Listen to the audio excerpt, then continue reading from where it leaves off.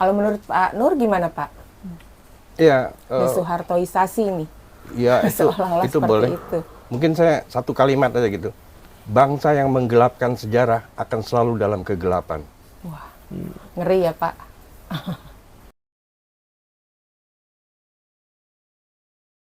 Assalamualaikum warahmatullahi wabarakatuh. Salam sejahtera untuk kita semua. Merdeka.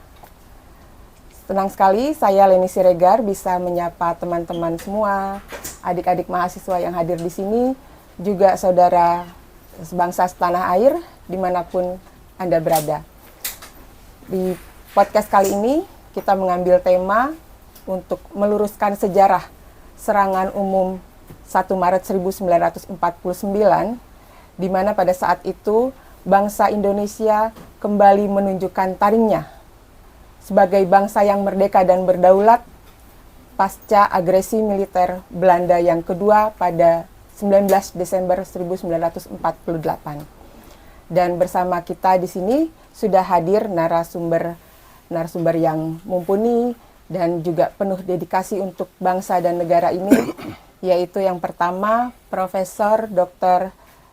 Hikmahanto Juwana SH LLM. Selamat pagi. Selamat pagi Mbak Leni, sehat ya? Sehat, alhamdulillah Prof.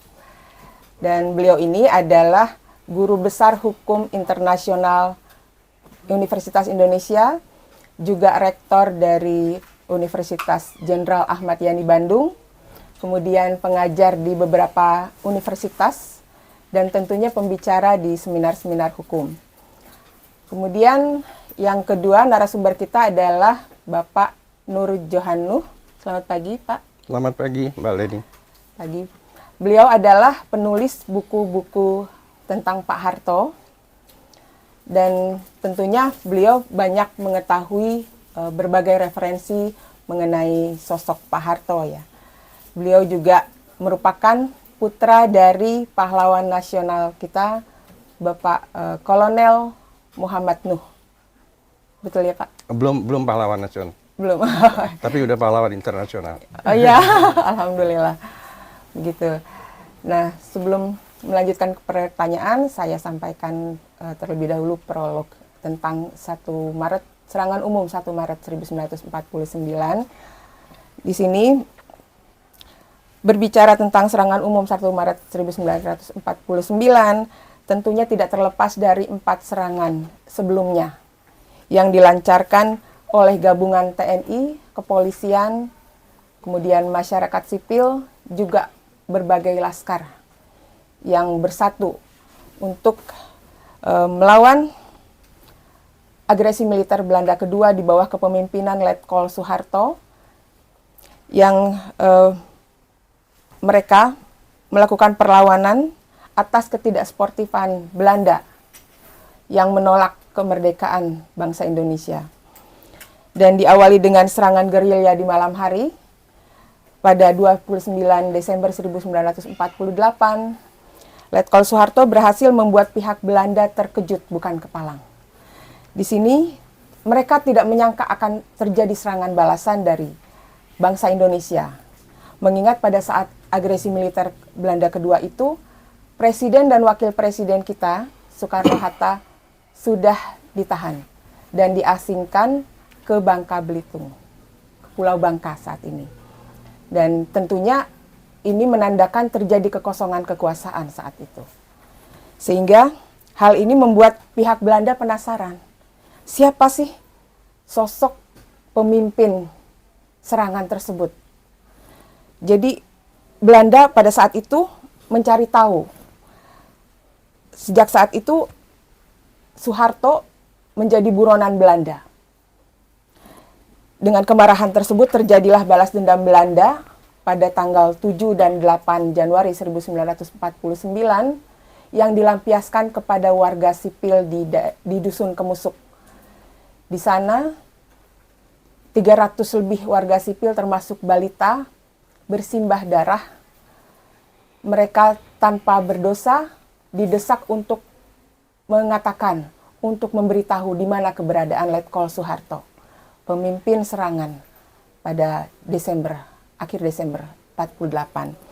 Dan karena tidak kunjung ditemukan dan sempat membuat kelumpuhan di beberapa pos pertahanan Belanda pada tanggal 7-8 Januari 49 tersebut menjadi suatu tragedi kemanusiaan yang besar tentunya bagi dusun Kemusuk yang juga merupakan tanah kelahiran Letkol Soeharto. Dan di sini menimbulkan 4 serangan berikutnya dari warga sipil, juga tentara dan polisi, juga beberapa laskar. Puncaknya itu adalah 1 Maret 1949. Dan serangan kelima ini mendapatkan pengakuan dari dunia internasional. Dewan Keamanan PBB dan Amerika Serikat mendesak untuk segera diselenggarakan konferensi meja bundar dan mengembalikan Yogyakarta sebagai ibu kota negara, juga membebaskan Soekarno dan Hatta. Sehingga pada Juli 1949, Yogyakarta resmi kembali menjadi ibu kota Indonesia. Dan dari uraian yang saya sebutkan barusan, peran Letkol Soeharto di sini tentunya sangat besar sebagai penggerak perjuangan untuk mengembalikan kedaulatan negara Indonesia. Jadi, mengapa kita perlu mengangkat topik mengenai serangan umum 1 Maret 1949 ini? Karena terkait dengan Kepres atau Keputusan Presiden nomor 2 tahun 2022 yang menetapkan sebagai Hari Penegak Kedaulatan Negara, di mana pada diktum C-nya atau poin C-nya tidak disebutkan tokoh sentral Letkol Soeharto di sana. Yang artinya di sini seperti ada pengkaburan sejarah untuk bangsa Indonesia. Seolah kurang menghargai jasa dari Pak Harto yang jelas-jelas sudah berperan besar dalam beberapa serangan mempertahankan kedaulatan negara. Untuk itu, langsung saya bertanya kepada narasumber kita, Prof. Hik, mengenai tragedi Kemusuk ini. Jadi apakah di sini, Prof, tragedi Kemusuk ini yang melewaskan lebih dari 300 orang warga sipil itu termasuk dalam kriteria pelanggaran HAM berat? Ya. Begitu. Baik, jadi pertama ya, saya dahului dulu dengan penjelasan bahwa kalau kita bicara soal kejahatan, itu sebenarnya ada 2. Kejahatan nasional dan kejahatan internasional. Kejahatan nasional itu maksudnya adalah kejahatan yang ditentukan oleh suatu negara, apa itu jahat, perbuatan-perbuatan apa. Antar negara bisa saja mereka punya definisi jahat yang berbeda-beda, yang diatur di dalam peraturan perundang-undangan mereka. Misalnya saja, kalau di Indonesia orang menggunakan narkoba itu jahat, tapi kalau di Belanda tidak. Kalau di Indonesia menikah lebih dari 1 itu tidak jahat, mungkin jahat menurut istri kali. Tetapi di Belanda dianggap sebagai suatu kejahatan. Ya, artinya apa? Setiap negara bisa menentukan apa yang dimaksud dengan jahat, dan itu harus dituangkan dalam peraturan perundang-undangan sehingga kalau ada pelanggaran nanti aparat penegak hukum bisa melakukan proses hukum. Nah, yang kedua adalah kejahatan internasional. Nah, kejahatan internasional ini harus dibedakan dengan kejahatan transnasional. Kalau transnasional tuh kejahatan nasional antar negara, tetapi pelakunya itu bisa memanfaatkan jaringan dari berbagai negara ini. Nah, untuk memberantas itu, masyarakat internasional akan menyepakati ya ketentuan supaya dalam hukum nasional mereka samalah. Kalau misalnya kejahatan nasional itu kan bisa beda-beda. Misalnya terkait dengan korupsi, ya. Korupsi menurut hukum Indonesia sama korupsi menurut hukum Singapura, walaupun istilahnya korupsi sama, tapi bisa berbeda kontennya, isinya. Nah, untuk supaya tidak berbeda, maka negara-negara berkumpul untuk membuat perjanjian internasional. Nah, itu kejahatan transnasional. Tapi ada juga yang kita sebut sebagai kejahatan internasional. Nah, kejahatan internasional ini yang ditentukan oleh masyarakat internasional ya sebagai perbuatan jahat. Nah, apa itu? Itu ada dua. Pertama adalah bajak laut. Kenapa bajak laut dimasukkan di situ? Karena bajak laut ini seringkali mereka merompak di suatu perairan ya negara, tapi kemudian dia lari ke laut lepas. Kalau di laut lepas kan nggak ada yurisdiksi negara, sehingga siapa yang bisa menghukum mereka? Nah, masyarakat internasional mengatakan pokoknya siapapun negara, tidak dilihat dari yurisdiksinya. Kalau dia melakukan bajak laut, perompakan, maka dia bisa dikenakan ketentuan yang berlaku di dalam hukum suatu negara. Nah, kemudian ada satu lagi yang disebut tadi pelanggaran HAM berat, atau disebut sebagai gross violations of human rights. Ini munculnya setelah Perang Dunia Kedua, ya, terutama yang disasar adalah mereka-mereka yang kalah perang, seperti petinggi Jerman, petinggi Jepang, begitu ya, yang kemudian dituduh melakukan misalnya crimes against humanity, ya, kejahatan terhadap kemanusiaan, dia melakukan genosida dan lain sebagainya. Tapi kejahatan pelanggaran HAM berat ini terus sampai sekarang, ya, sampai sekarang. Bahkan sebenarnya sebelum Perang Dunia Kedua selesai itu tuh banyak yang dilakukan, ya. Bahkan kalau kita lihat sekarang ini ada namanya Statuta Roma. Statuta Roma yang disepakati oleh negara-negara untuk membentuk apa yang disebut sebagai Mahkamah Kejahatan Internasional. Di dalam ketentuan yang ada 4 pelanggaran HAM berat nih. Pertama, kejahatan terhadap kemanusiaan, ya, yaitu ketika seorang pejabat yang memegang posisi jabatan, dia memerintahkan untuk misalnya melakukan pembunuhan massal, yang sistematis, massal, begitu ya. Seperti kita tahu banyak mungkin jabatan presiden, perdana menteri yang melakukan hal tersebut. Lalu yang kedua adalah genosida, ya. Jadi satu ras tertentu mau dihilangkan, ya. Ini terjadi pada waktu Jerman di bawah Hitler, ya, karena waktu itu bagaimana golongan atau ras Yahudi di Jerman itu dihilangkan. Jadi mereka dimasukkan ke dalam satu kamp konsentrasi, belum lagi nanti dimasukkan ke gas chamber. Intinya adalah memunahkan mereka. Yang ketiga adalah war crimes.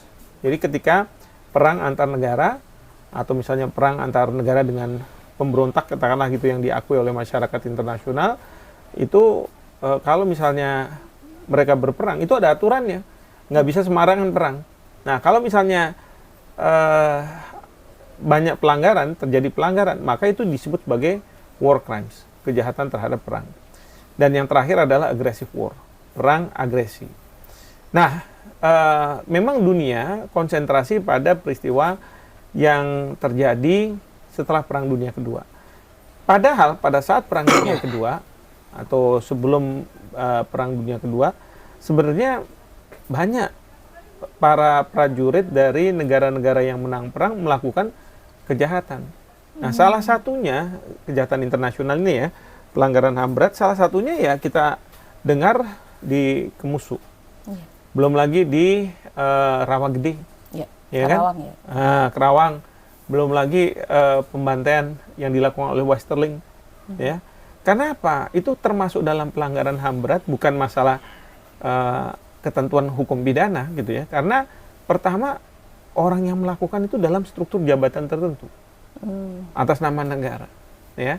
Dan dia melakukan tindakan yang sebenarnya nggak boleh. Ya. Kenapa? Karena dalam suatu perang, ya, orang sipil sebenarnya nggak boleh dibunuh, ya.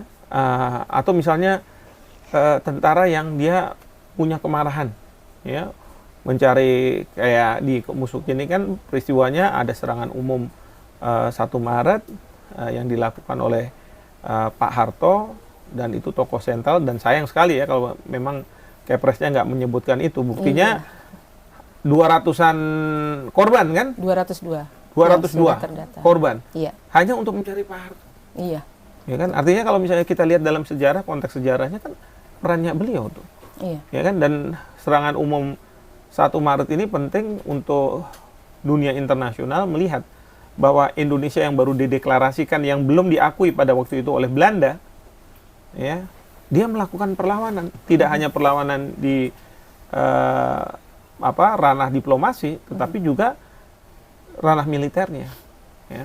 Nah, tapi kembali, jadi yang dilakukan oleh para tentara Belanda ketika itu dengan muncul amarahnya, lalu menyasar ke orang-orang sipil, bahkan juga ada balita juga kalau yang saya dengar itu menurut saya bisa dianggap sebagai suatu pelanggaran HAM berat.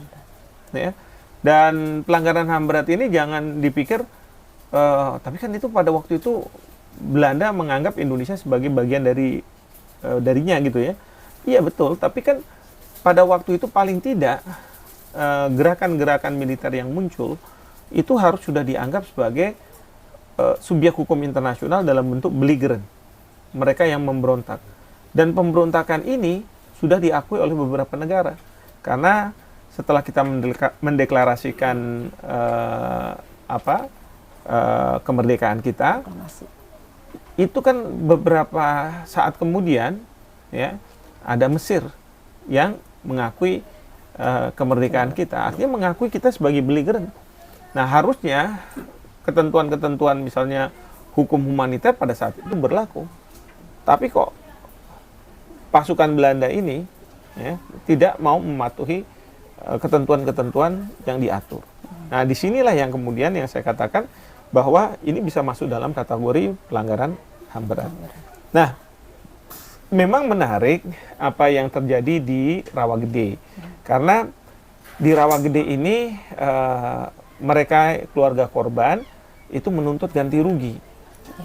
Dan itu disampaikan di pengadilan di Belanda. Ya. Dan pengadilan mengatakan bahwa memang terjadi pembunuhan yang tidak seharusnya, tidak perlu sebenarnya. Dan oleh karena itu, karena ini para prajurit, pemerintah Belanda punya kewajiban untuk memberikan ganti rugi kepada keluarga korban. Tapi ada tapinya. Di dalam putusan pengadilan itu tidak mengkualifikasi bahwa para pelaku ini melakukan pelanggaran HAM berat, gitu ya. Karena tidak diselesaikan masalah pidananya, yang diselesaikan adalah masalah ganti rugi. Berarti kan masalah perdata kalau ganti rugi itu kan. Tapi bahwa kejadian itu ada, bahwa kejadian itu diinstruksikan oleh pemerintah Belanda dan karenanya pemerintah Belanda punya kewajiban untuk membayar ganti rugi, ya itu semua sudah ada di situ. Yang tidak ada adalah bahwa ini merupakan pelanggaran HAM berat. Yang saya ingin juga sampaikan dalam kesempatan ini ya, banyak negara Barat menganggap bahwa tindakan yang dilakukan oleh prajurit negara berkembang itu yang biasanya menjurus kepada pelanggaran HAM berat. Tapi ternyata apa? Buktinya di Belanda prajuritnya yang katanya sudah punya peradaban tinggi, yang lebih tinggi dan lain sebagainya, ternyata mereka melakukan, ya kan? Bahkan kalau misalnya yang baru-baru ini misalnya di Abu Ghraib, yaitu penjara untuk tawanan dari Irak, itu tentara-tentara Amerika Serikat memperlakukan manusia itu seperti binatang, suruh telanjang, suruh jadi anjing dan lain sebagainya. Artinya apa? Saya mau mengatakan bahwa harusnya para negara-negara atau negara-negara maju ini berkaca bahwa yang namanya prajurit yang tidak bisa dikendalikan itu nggak hanya di negara berkembang, tapi juga di negara-negara maju.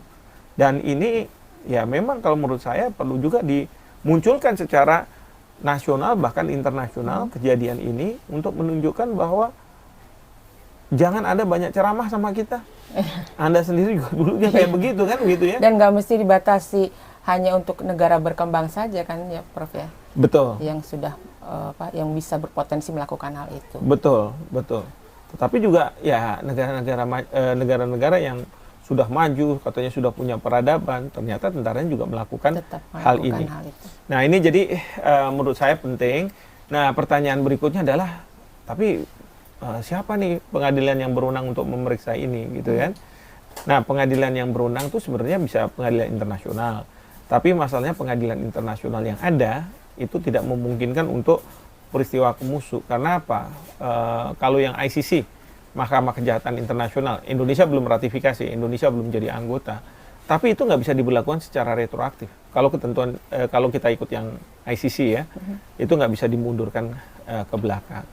Lalu apakah ada pengadilan internasional lainnya? Memang dalam sejarah ada pengadilan internasional yang didirikan oleh resolusi Majelis Umum PBB. Nah, itu juga nggak bisa kita gunakan karena Majelis Umum PBB mungkin tidak tertarik untuk menyelesaikan masalah isu yang lama lah gitu ya kira-kira.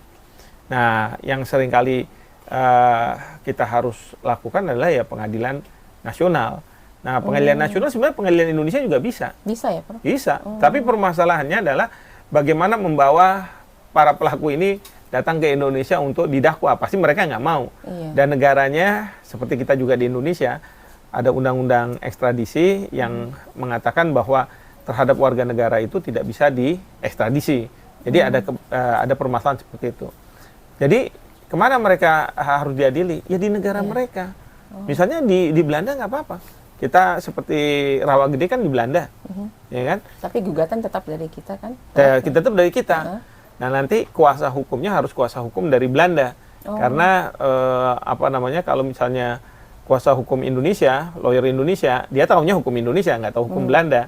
Jadi harus hukum Belanda. Lalu kemudian kita juga harus bekerja sama dengan para sejarawan juga dari Belanda di samping dari Indonesia. Karena mungkin saja banyak cerita, bukti-bukti itu adanya di Belanda, bukan di Indonesia. Karena kan kalau misalnya kita bicara ke pengadilan, apakah kita minta ganti rugi, bahkan kalau misalnya kita bilang bahwa mereka ini salah secara pidana gitu ya, maka itu kan harus dilakukan oleh jaksa.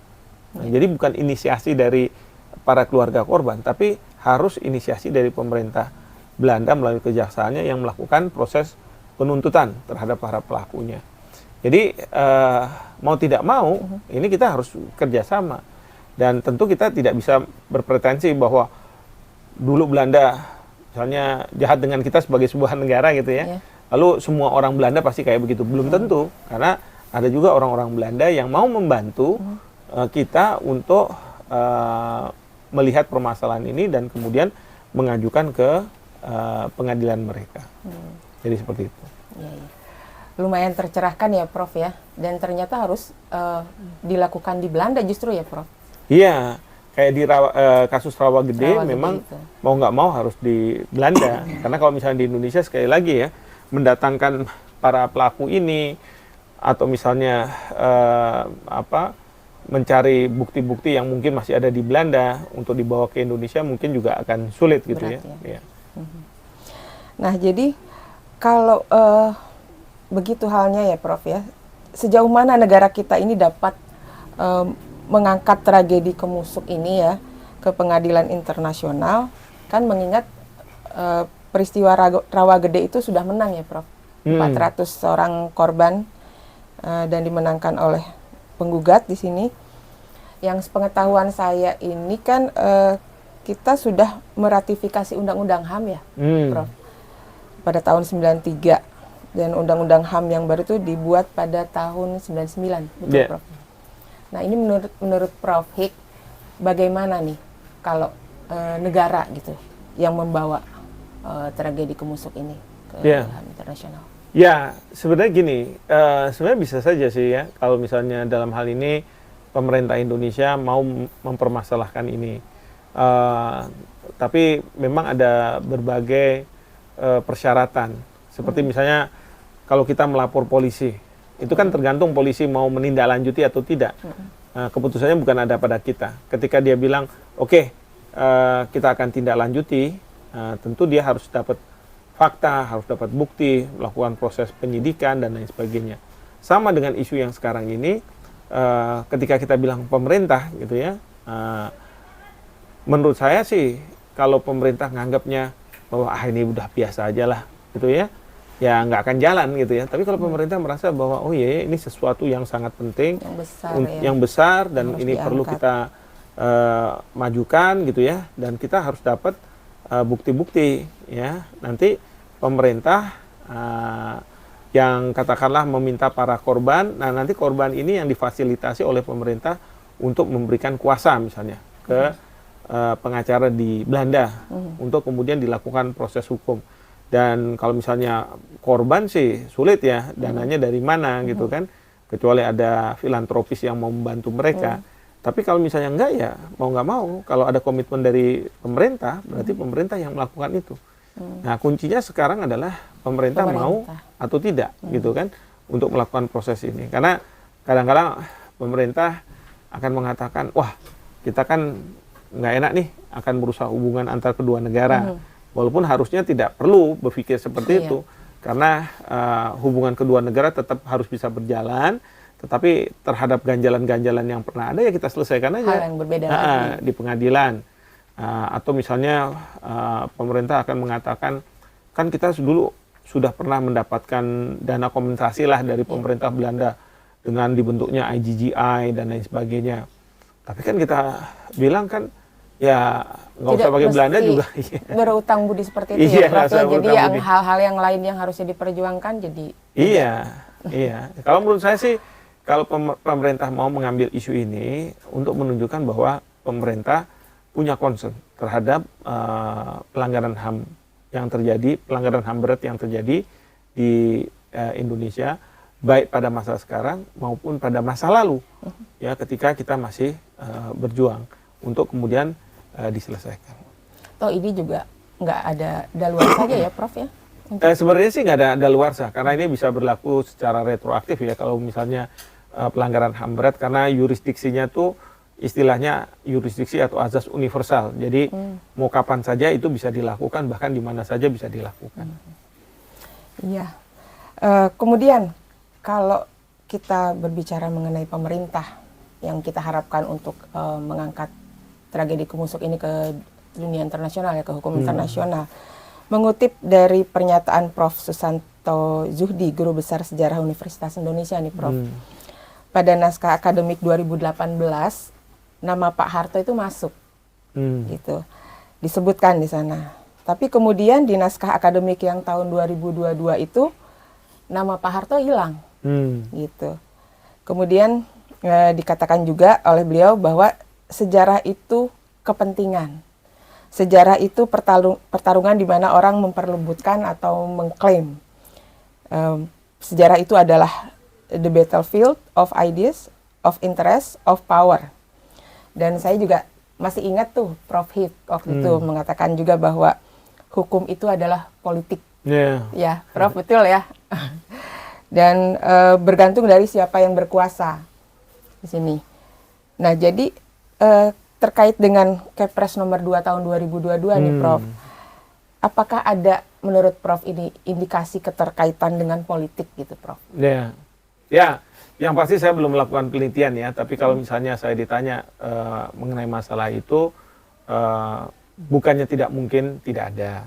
Ya, kita harus memang untuk kebesaran dari bangsa ini, ya harus menerima apa yang sudah dilakukan oleh para pendahulu kita. Kalau baik ya baik gitu ya, kalau tidak baik ya udah nggak usah gitu kan. Fair ya. Fair gitu kan. Nah, sekarang ini kan selalu ada stigma-stigma yang dilekatkan pada setiap pemerintahan. Ya, misalnya kita ya boleh dibilang nggak suka sama Belanda, terus kita bilang pokoknya semua yang bau Belanda hapuskan gitu ya. Padahal belum tentu.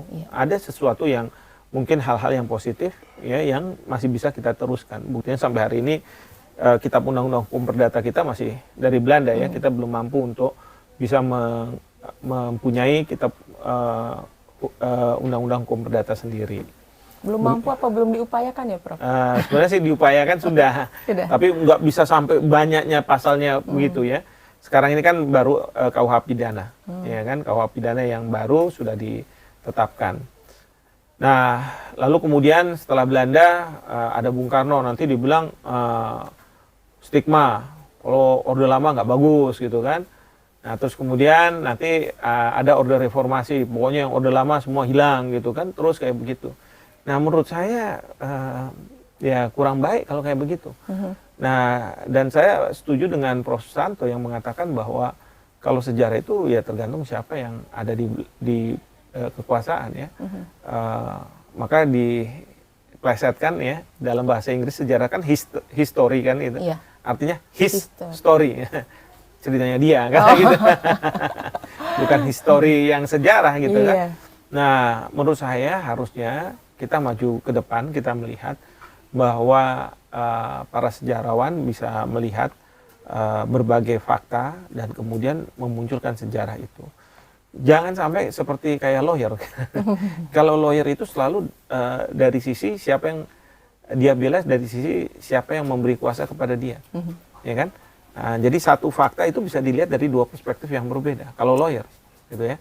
Nah, kalau kita sejarawan, harapan kita walaupun memang bisa dilihat dari dua perspektif yang berbeda, tapi kita harus melihatnya secara holistik itu. Apa sih peran dari misalnya Pak Harto di dalam serangan umum 1 Maret? Kalau memang ada, ya kita harus sampaikan. Secara proporsional. Secara proporsional. Secara fair. Sehingga kita tidak mencoba untuk menghapuskan menghilangkan sejarah. Iya. Nah, Prof, makasih. Saya beralih dulu ke Pak Nur Johano. Pak, saya mau tanya nih, Bapak kan penulis buku tentang Pak Harto ya Pak. Banyak referensi yang Bapak dapat, mungkin juga dari saksi-saksi gitu kan Pak. Nah, di mana mestinya kan tiap peran tiap peran pelaku sejarah itu ditempatkan secara proporsional ya Pak ya. Iya. Nah, sesuai dengan bidang Bapak nih, kajian Bapak, buku-buku tentang Pak Harto, apakah ada yang aneh nih Pak di diktum C? Saya sebutnya diktum ya, Prof, betul nggak? Atau poin C lah gitu ya untuk masyarakat umum di Kepres nomor 2 tahun 2022 ini. Menurut Bapak gimana? Nggak ada yang aneh. Malah sangat aneh menurut saya. Jadi diktumnya begini, itu konsideran C ya. Serangan umum 1 Maret digagas oleh Sultan. Digagas oleh Sultan, diperintahkan oleh Pak Dirman. Ya. Disetujui dan digerakkan oleh Bung Karno, Presiden Soekarno dan Bung Hatta. Digagas oleh Sultan, diperintahkan oleh Pak Dirman. Pak Dirman merintah siapa? Ada 3 di bawah Pak Dirman. Panglima Komando Jawa, Nasution. Panglima Divisi 3, Bambang Sugeng. Ada Pak Harto. Pak Harto yang berkuasa di Jogja. Seharusnya kan kalau diperintahkan, perintahnya ke siapa gitu.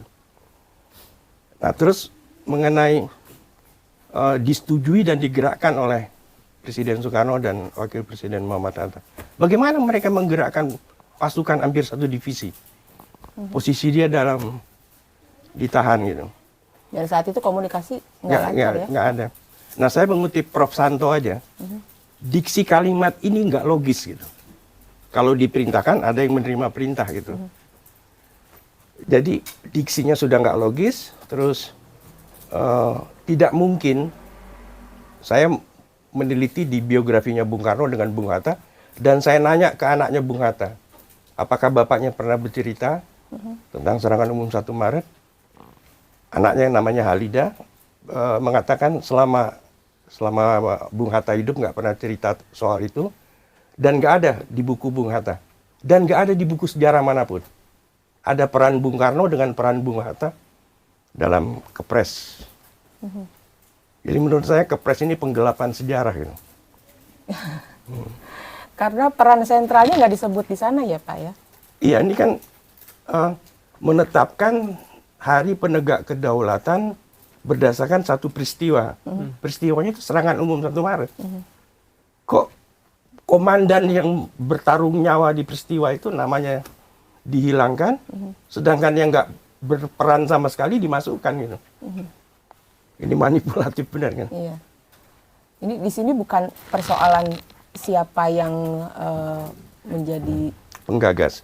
Ya, tapi kan kita bisa mungkin melihat ya, bukan mungkin, kita bisa melihat lah ya Pak ya, peran dari Pak Harto itu kan beberapa kali serangan ya Pak. Sebelum 1 Maret itu ada 4 kali serangan ya Pak. Iya. Dan selalu beliau yang mengomandoi. Yang memimpin ya. Ini serangan yang kelima dari serangan pertama 29 Desember, terus tanggal 9 Januari, tanggal 16 Januari, tanggal 4 Februari, dan tanggal 1 Maret ini serangan kelima. Jadi ini rangkaian serangan yang tak terputus gitu. Dari serangan umum yang dilakukan oleh Letnan Kolonel Soeharto. Saat itu beliau menjabat sebagai Komandan Wehrreis, Ya. Komandan Wehrreis 3 ya. Kalau sekarang nih teritorialnya meliputi seluruh Jogja gitu. Jogja ya. Nah itu berarti beliau mendapatkan kepercayaan dari Panglima saat itu Pak Sudirman ya. Iya. Nah ini kan berarti suatu hal yang sangat besar ya yang diemban oleh seorang Letkol Soeharto gitu Pak. Iya. Nah di sini menurut Bapak mungkinkah itu menjadi satu tolok ukur bahwa keberhasilan beliau ini menjadi apa ya, bisa dibilang inisiator yang tertinggi lah Pak untuk serangan mempertahankan kedaulatan ibu kota negara saat itu. Iya, kalau masalah inisiator ya, yang punya inisiatif ini bisa banyak pihak. Oke lah, Sri Sultan punya, kita anggap Pak Sultan. Di bukunya ada anak buahnya Pak Harto juga mengatakan bahwa Pak Harto punya inisiatif, dia juga punya inisiatif. Kalau inisiatif bisa dari berbagai pihak gitu. Misalnya Mbak mau inisiatif kudeta, saya kudeta gitu kan. Yang kudeta siapa kan lain lagi gitu. Tapi yang keinginan tuh bisa dari berbagai pihak gitu. Tapi yang jelas begini, Pak Harto mengadakan serangan 4 kali pada malam hari. Dia punya prediksi ini harus diserang pada siang hari supaya bisa dilakukan kejutan untuk dunia internasional. Terus Dan berhasil ya dalam waktu 6 jam. Ada yang mengatakan Pak Harto nggak punya radio. Kan Pak Harto dengar radio bahwa akan ada sidang Dewan Keamanan PBB, ada LN Palar akan bicara gitu. Maka akan dibekali dengan peristiwa yang terjadi di Jogja. Pak Harto itu kan komandan brigade. Komandan brigade itu mobil aja punya. Seluruh yang punya Jepang itu disita oleh Pak Harto. Jadi kalau dibilang Pak Harto nggak punya radio itu sangat inilah. Penggagas, oke, Sri Sultan. Sri Sultan ngirim surat ke Pak Dirman, minta petunjuk. Terus Pak Dirman membalas, laksanakan serangan dengan koordinasi dengan Komandan Brigade 10 waktu itu Pak Harto. Jadi dari bukunya Pak Sultan aja itu peran Pak Harto sangat besar gitu. Nah, sampai kenapa Pak Dirman milih Pak Harto? Pak Dirman sudah milih Pak Harto menjadi penguasa Jogja dari Desember tahun 45. Sedangkan ini 40. Jadi 3 tahun sebelumnya. Ya, jadi terlepas dari inisiatornya siapa, tapi yang pasti Pak Harto lah yang memimpin serangan itu ya. 5 serangan ya Pak? Iya. Ya itu nggak bisa kita pungkiri ya. Mungkin kalau ada referensi yang lain siapa yang memimpin mungkin bisa jadi itu aja yang dimasukkan di Kepres nomor 2 ya Pak, begitu ya. Tapi kan selama ini kita tidak pernah mendengar nama lain ya Pak, selain Letkol Soeharto pada saat itu. Nah, sepengetahuan Pak Nur nih, bagaimana harapan warga keturunan dari korban tragedi Dusun Kemusuk ini terhadap pemerintah terkait dengan tragedi yang menimpa keluarga mereka di masa lalu? Apakah ada keinginan dari mereka untuk mengangkatnya ke hukum internasional, pengadilan internasional? Ya, ini peristiwa kan 74 tahun yang lalu. 74 tahun yang lalu, dan warga Kemusuk sudah ikhlas. Nggak ada pamrih. Mereka berjuang demi Pak Harto, mereka berjuang demi bangsa, sudah pamrih. Masalah ini menjadi ribut karena nggak ada nama Pak Harto di Kepres itu. Bahwa Pak Harto yang namanya digelapkan itu adalah berjuang dan mengorbankan, mungkin ratusan prajuritnya jadi korban dan ratusan warga Kemusuk jadi korban. Ini baru timbul setahun yang lalu, Mbak. Kalau warga Kemusuknya sudah pasrah. Mereka pejuang-pejuang hebat. Perisai Pak Harto iya, saat itu ya. Mereka menjadi perisai. Dia nggak ada pamrih dalam perjuangan. Ini menjadi masalah karena Kepres itu ada penggelapan Kepres.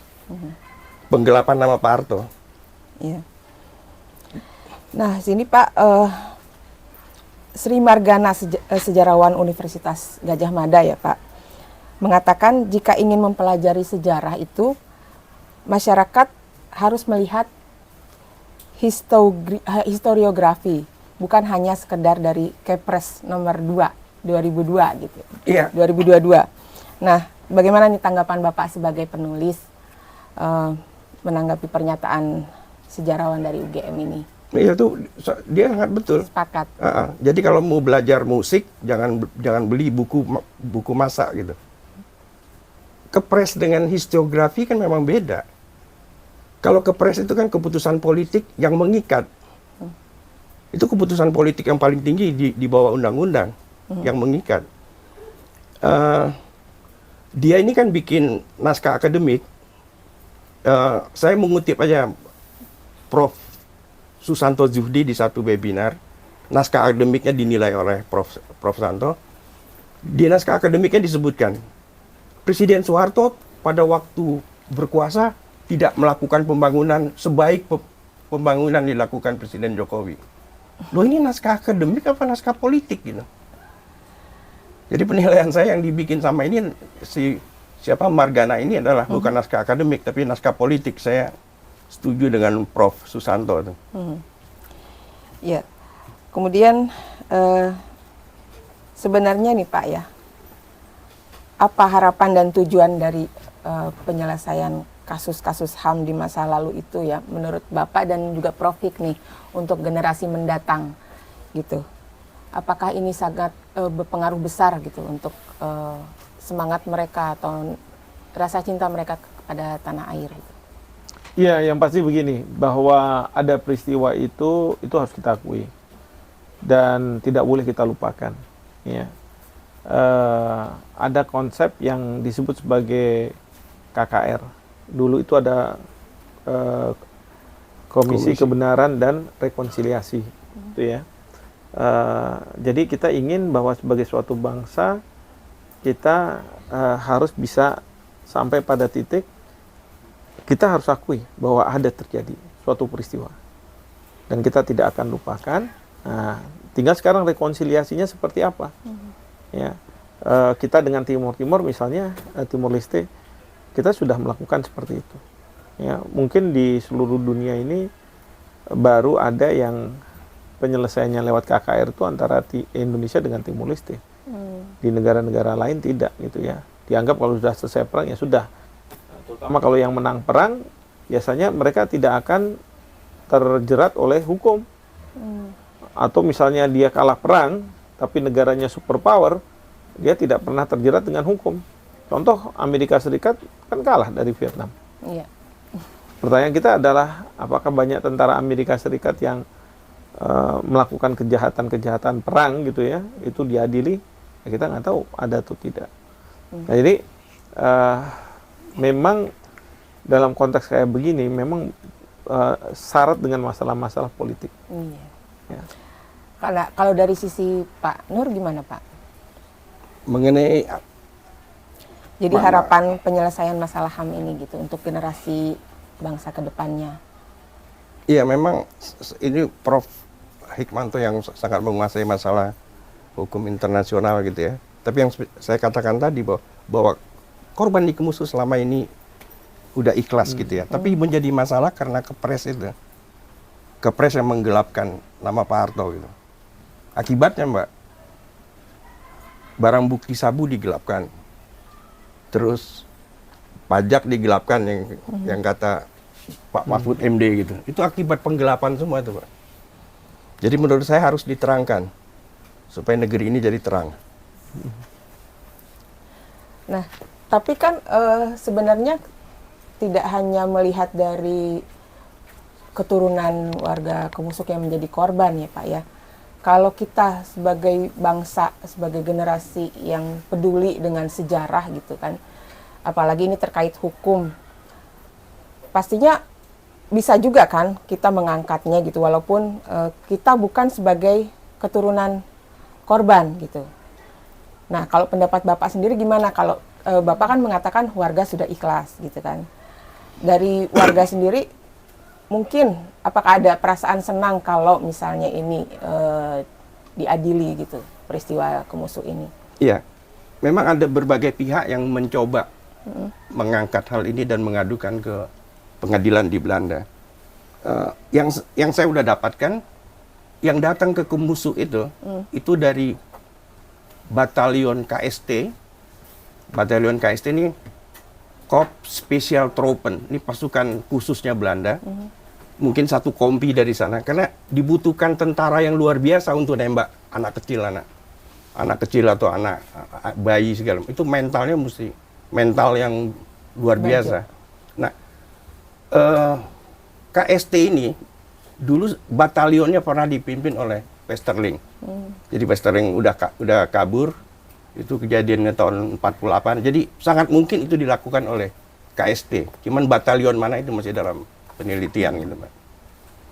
Dan ini juga kan pasti untuk kedepannya tidak menghilangkan sejarah bahwa nama Letkol Soeharto itu berperan besar di sini ya Pak ya. Iya. Nah, Prof Hik, saya kembali ke Prof Hik. Menurut Prof, bagaimana untuk merevisi Kepres nomor 2 tahun 2022 ini? Apakah masih mungkin dilakukan gitu, mengingat itu kan hak prerogatif Presiden sendiri? Secara teoritis pasti bisa dilakukan lah. Kan yang namanya Perpres ini kan bukan kitab suci ya. Kalau kitab suci sih nggak bisa diubah-ubah. Mutlak. Tapi kalau misalnya kayak Perpres, memang Kepres ya, bisa dikaji ulang. Nanti kajian-kajiannya yang penting ya, untuk menunjukkan bahwa ada peran dari Pak Harto, dan kemudian harus dicek ke mungkin para pelaku sejarah, juga dicek dengan fakta-fakta ataupun bukti-bukti yang masih ada, sehingga kalau misalnya nanti sampai pada satu titik harus dirubah ya dirubah menurut saya. Tidak mungkin tidak gitu ya. Nah memang sih apakah pemerintahan sekarang yang mengubah atau pemerintahan yang berikutnya mengubah, kita tidak tahu. Ya. Terus eksesnya apa dampaknya kalau nggak dirubah nih Prof? Menurut Prof sendiri gitu. Ya yang pasti tadi disampaikan oleh Pak Nur bahwa masyarakat di Kemusuk yang tadinya sudah ikhlas, jadi ada semacam apa ya, kegundahan protes ya, kegundahan kok Pak Harto yang sebenarnya melakukan serangan. Buktinya adalah apa? Kalau misalnya bukan Pak Harto yang melakukan serangan, mungkin desa Kemusuk nggak akan diserang oleh Belanda kan? Nah, pertanyaan kenapa kok desa Kemusuk itu diserang? Nah ini yang harus dikaji nih, ya kan? Apakah benar bahwa desa Kemusuk itu diserang oleh Belanda sampai tentaranya membabi buta karena kemarahan dari para tentara Belanda terhadap Pak Harto? Orang yang nggak ketemu, udahlah, pokoknya desanya aja habisin, di bumi hanguskan, kan begitu? Untuk memancing Letkol Soeharto keluar ya? Iya, iya. Nah itu yang apa namanya, yang harus dikaji, harus dilihat, ya. Jangan sampai fakta sejarah itu hilang karena tadi urusan-urusan yang sifatnya politik lah. Gitu. Iya, jadi seperti mencium aroma yang nggak sehat sih di sini ya, Prof ya. Terkait sama diktum C ini. Jadi, apakah yang terjadi pada Kepres nomor 2 tahun 2022 ini, menurut saya nih, apakah mengarah ke desoehartoisasi? Kalau menurut Prof atau juga Pak Nur, bagaimana nih? Kan ini hanya salah satu yang kita lihat, yang kita bahas di sekarang gitu ya. Tapi menurut kesaksian dari keluarga juga gitu, kerabat, itu sudah terjadi hal-hal yang tercium aroma ke arah sana gitu. Bagaimana nih Prof? Saya mengistilahkannya ya desoehartoisasi gitu. Ya itu yang tadi saya katakan, mudah-mudahan sih enggak ya. Tapi dalam perjalanan sejarah bangsa ini seringkali kita punya hal yang seperti itu, ya, melabel. Lalu kemudian karena tokohnya mungkin dianggap sudah tidak dipercaya lagi dan sebagainya, semua harus dihilangkan gitu ya. Padahal tokoh itu pada masa-masanya yang bersangkutan mungkin sangat penting dalam sejarah bangsa ini.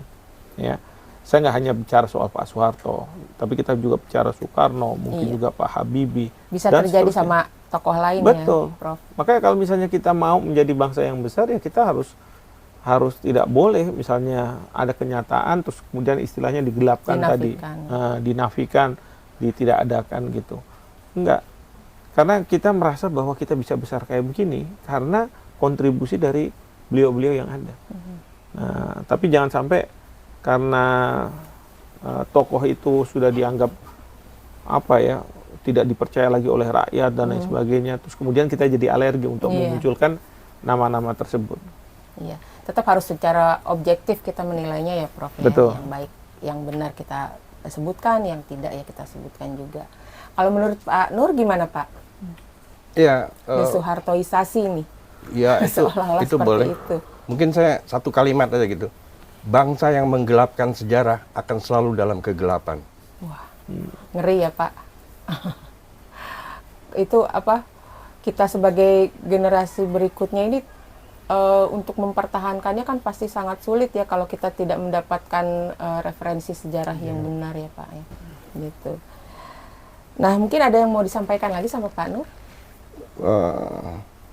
terkait sama Kepres nomor 2 tahun 2022 ini. Iya, kalau Kepres ini kan dulu pernah Kepres tentang pemberian uang muka untuk anggota DPR 200 juta berapa gitu. Akhirnya diprotes, akhirnya Kepres itu dicabut, diturunin gitu. Saya berharap juga terjadi seperti Kepres uang muka mobil itu terjadi dengan Kepres nomor 2 tahun 2022. Setidaknya direvisi gitu ya, Pak? Iya. Kalau mengenai penamaannya setuju ya, Pak ya? Hari Ya, boleh. Hari Penegak Kedaulatan Negara ya, Pak? Negara. Setuju. Ya, mungkin dari Prof ada lagi yang mau disampaikan, Pak? Tidak ada, saya sudah cukup.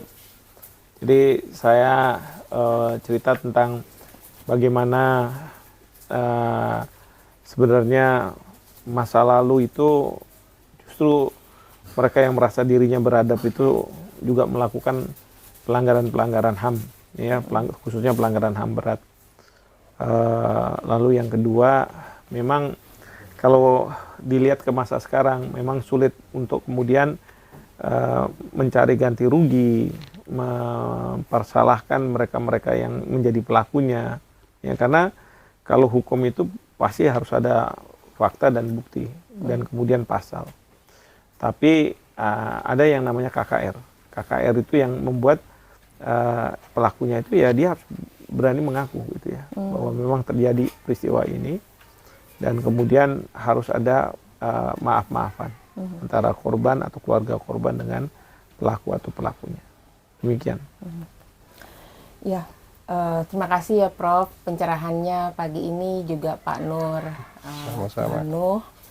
Semoga pembicaraan kita kali ini bisa menjadi inspirasi ya, penyemangat untuk generasi muda untuk kembali mempelajari sejarah yang benar gitu kan. Sejarah yang